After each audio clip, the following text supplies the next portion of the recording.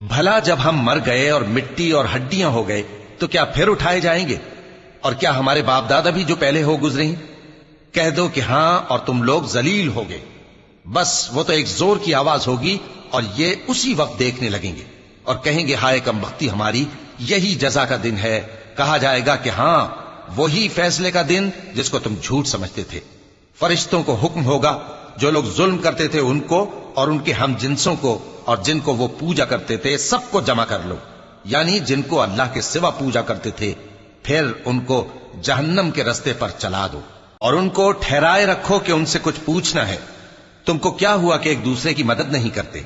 اصل بات یہ ہے کہ آج یہ لوگ اپنی غلطی تسلیم کر رہے ہیں اور وہ ایک دوسرے کی طرف رخ کر کے سوال و جواب کریں گے۔